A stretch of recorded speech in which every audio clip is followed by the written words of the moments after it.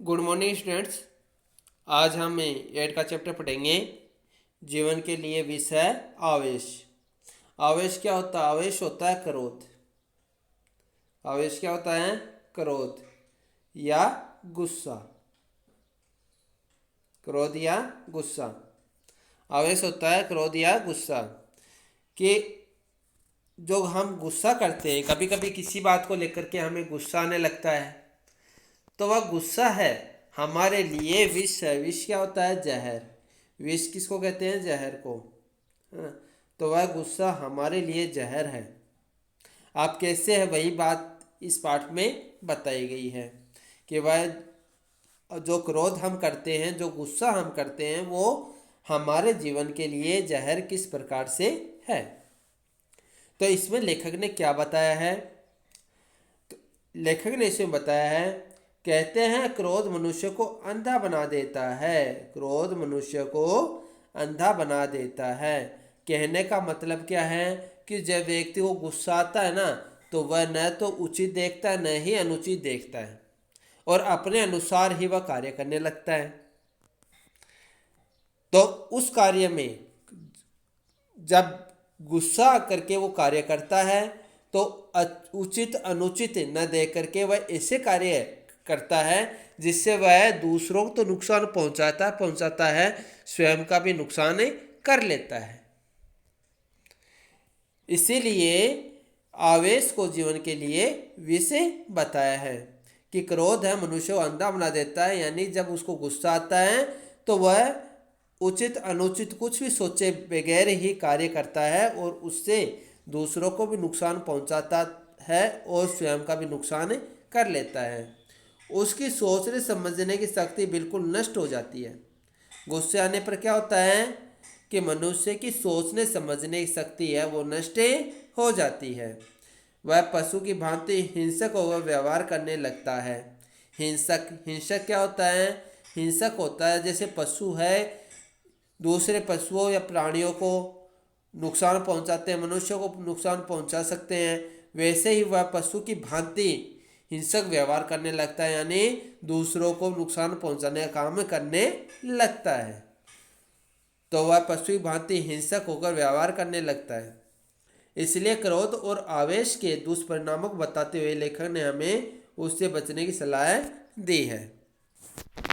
तो लेखक ने इसमें क्या बताया है? लेखक ने बताया है कि हमें क्रोध नहीं करना चाहिए, क्योंकि क्रोध है मनुष्य को अंधा बना देता है।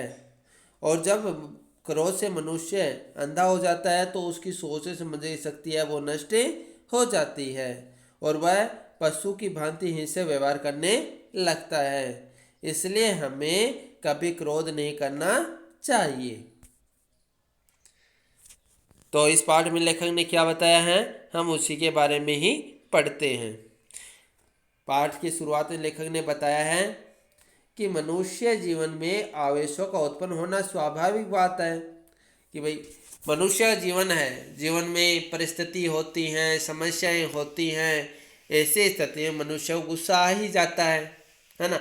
आप पर ही देख देख लो। आप बच्चे जब पढ़ते नहीं हो तो आपके माता पिता, आपके दादा दादी जी, उनको गुस्सा आ जाता है और आपको गुस्से में वो क्या करते हैं? डांटने लगते हैं। आप कोई गलत कार्य करते हो या किसी की बात नहीं मानते, तब उनको गुस्सा आता है। तो मनुष्य जीवन में तो आवेशों का उत्पन्न होना स्वाभाविक बात है। आप दादा दादी जी आपको डांटते हैं या मम्मी पापा आपको डांटते हैं तो आपको भी ऐसा बुरा तो लगता ही है कि मुझे डांटा है क्यों, मुझे कहा क्यों, बुरा तो लगता है ना। तो यही बात है कि मनुष्य जीवन में आवेशों का उत्पन्न होना स्वाभाविक बात है कि गुस्सा तो आता ही है, चाहे वो बच्चा हो चाहे वो बड़ा हो। मनुष्य में आवेशों की उत्पत्ति का कारण बनने वाले प्रमुख कारक उसकी परिस्थितियाँ, कर्म, विचार और वाणी होते हैं। मनुष्य द्वारा उक्त कारकों के माध्यम से कारक क्या होते हैं? घटक। कारक क्या होते हैं? घटक होते हैं। घटक कारक होते हैं घटक। ठीक है। तो मनुष्य द्वारा उक्त कारकों के माध्यम से उत्पन्न आवेशों पर नियंत्रण करना अनिवार्य है। यदि वह ऐसा नहीं कर पाता है तो आवेश उसके जीवन के लिए घातक सिद्ध होते हैं।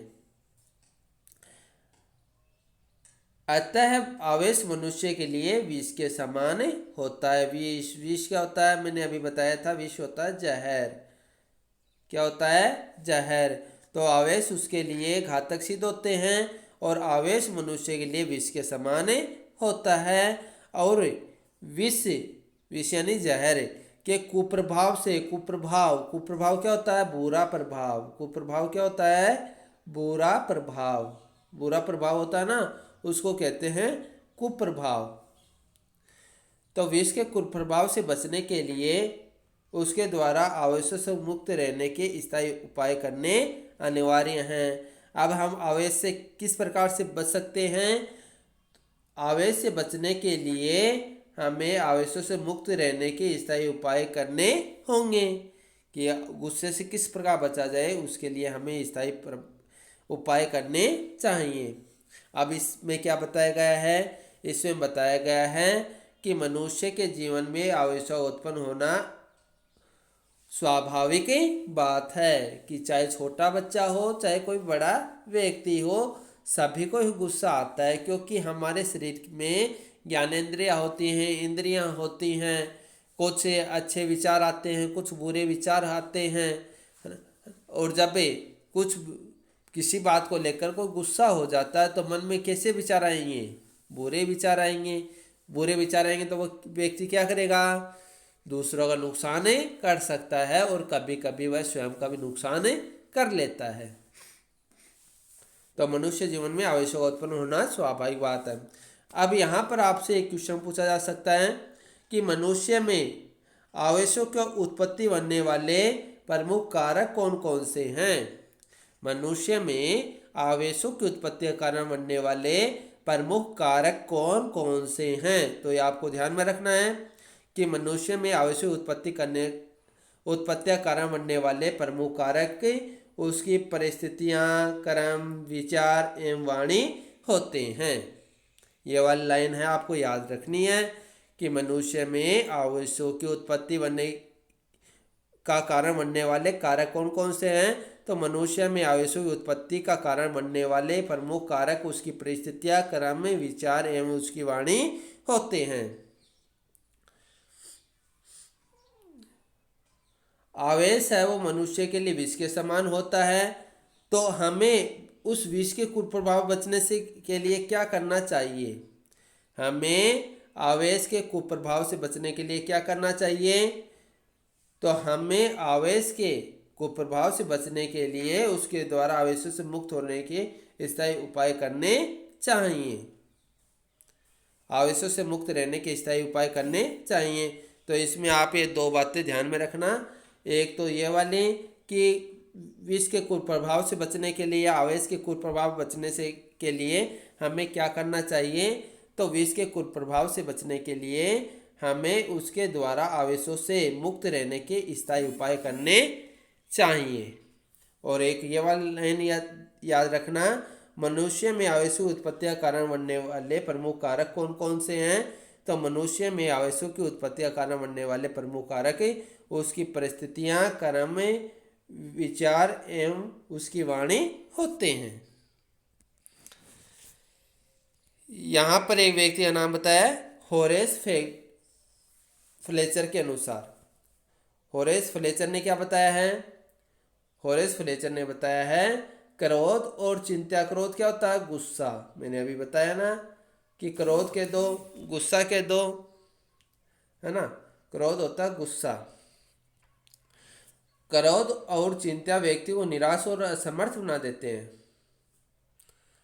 क्रोध और चिंता है व्यक्ति को निराश और असमर्थ बना देते हैं। कभी कभी यही उसकी मृत्यु का कारण भी बन जाते हैं। जब व्यक्ति को गुस्सा आने लगता है ना, तो वह उचित अनुचित सब कुछ भूल जाता है, क्या सही है क्या गलत है ना? और फिर उसको गुस्से में जो कुछ दिमाग में आता है वो वैसा ही कार्य करता है।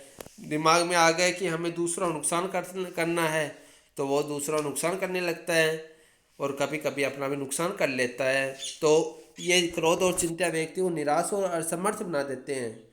और जब व्यक्ति निराश और असमर्थ हो जाता है ना, तो वह अपनी बुद्धि और विवेक दोनों ही खो बैठता है। है ना। सोचने समझने जो उसकी शक्ति है ना, वो भी वह खो बैठता है। तो क्रोध और चिंता व्यक्ति को निराश और असमर्थ बना देते हैं। कभी कभी यही उसकी मृत्यु का कारण बन जाते हैं। क्रोध एवं चिंता ऐसे अवगुण तथा आवेश होते हैं जिनकी गंभीर परिस्थिति में मनुष्य आत्महत्या करने पर विवश हो जाता है। क्रोध और चिंता को अवगुण, अवगुण क्या होता है? बुरे गुण। अवगुण क्या होता है? बुरे गुण।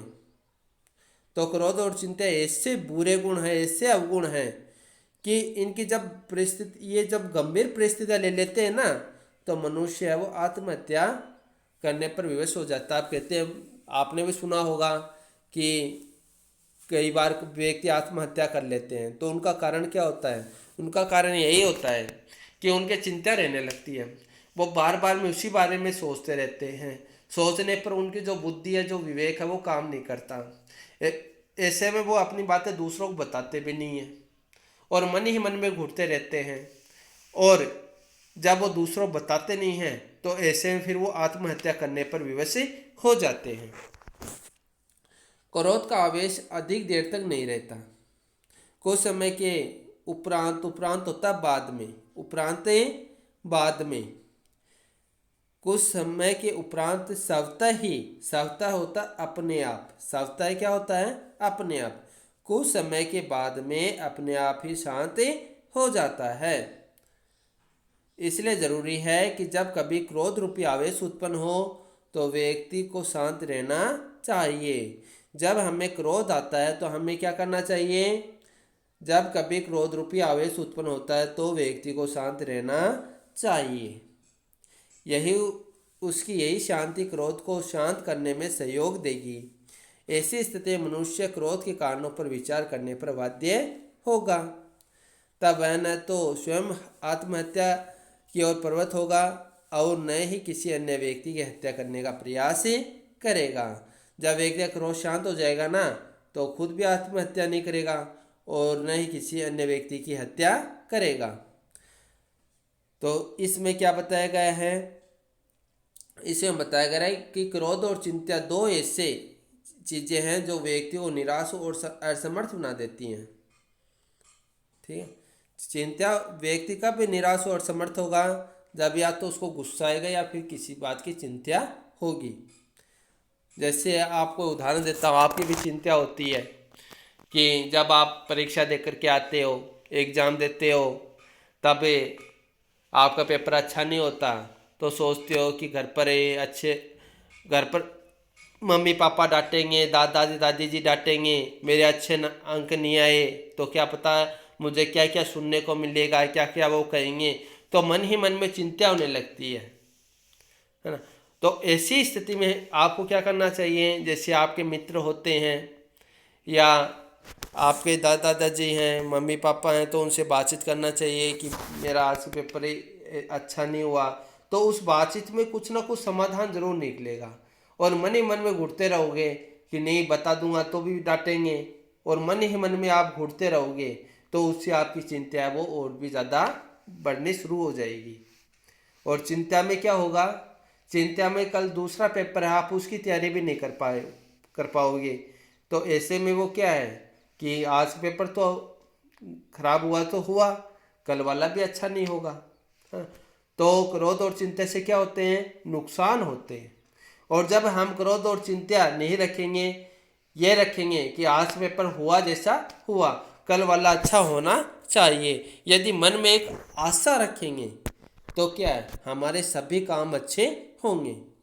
तो क्रोध और चिंता में व्यक्ति को कभी भी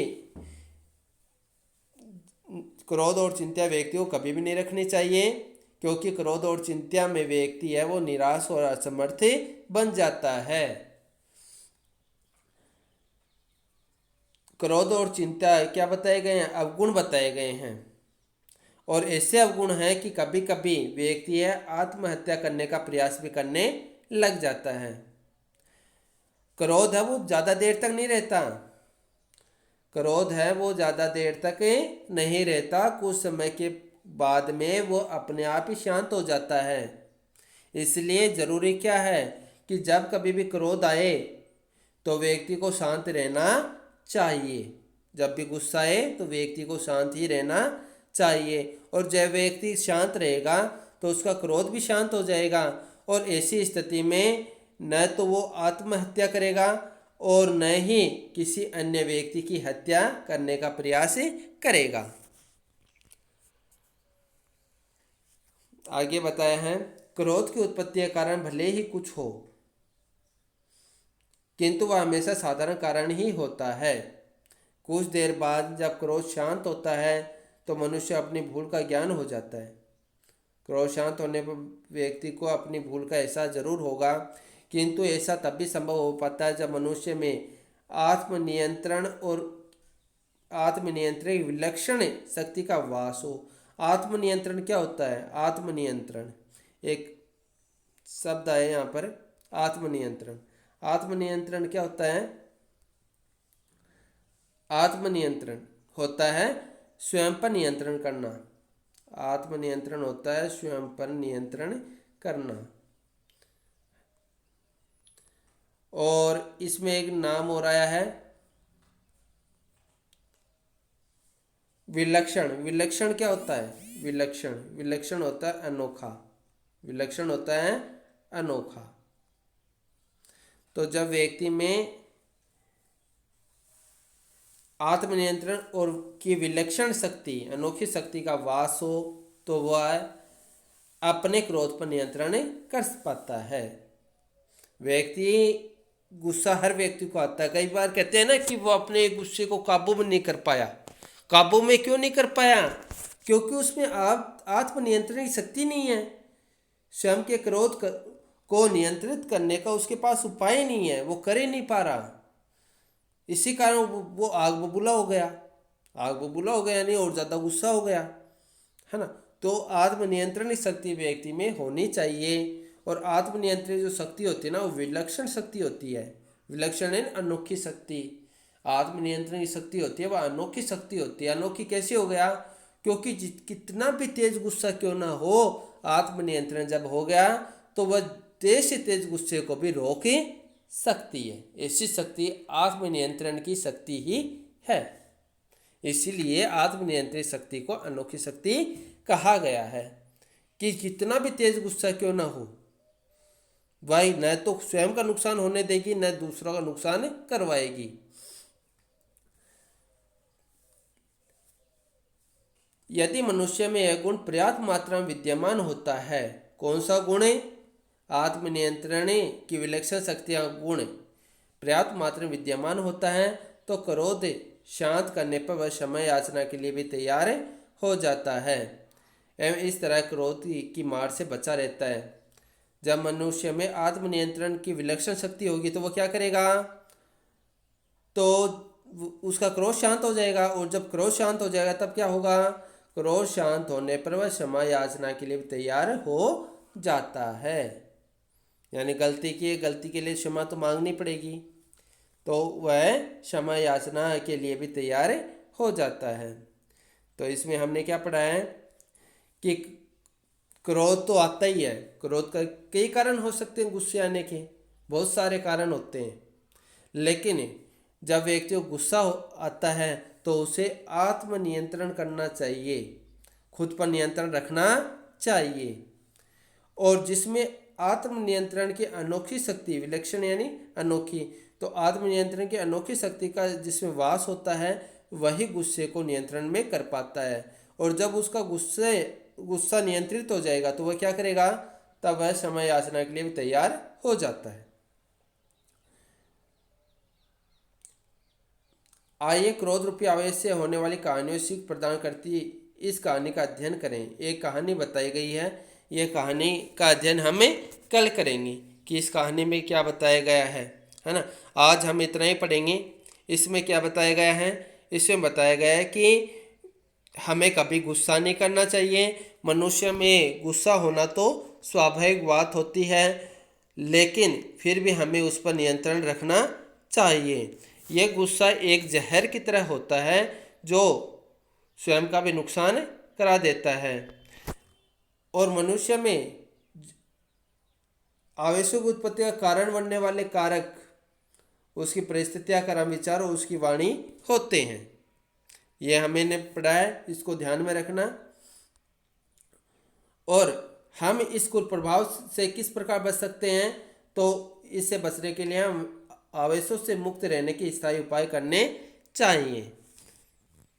और आवेशों से मुक्त रहने का सबसे अच्छा जो उपाय है वो कौन सा है? आत्मनियंत्रण। आत्मनियंत्रण है।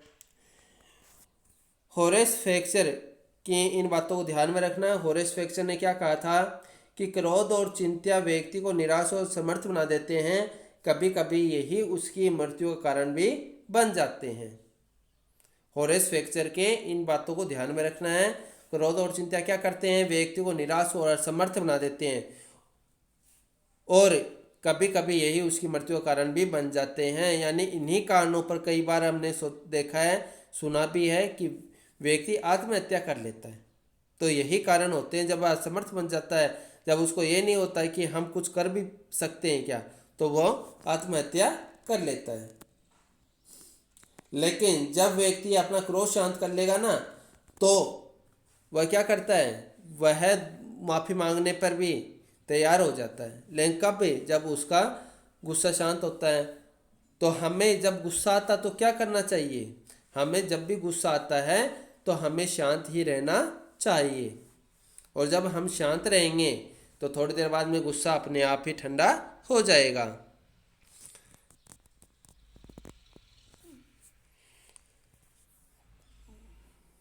तो मनुष्य में किस प्रकार की शक्ति का होना आवश्यक है? तो मनुष्य में क्रोध को शांत करने के लिए आत्मनियंत्रित विलक्षण शक्ति का होना आवश्यक होता है। तो अब तक हमने यही पढ़ा है, तो इसको आपके समझ में आया होगा। बाकी आगे की एक कहानी है, इसी कहानी को हम कल पढ़ेंगे। धन्यवाद।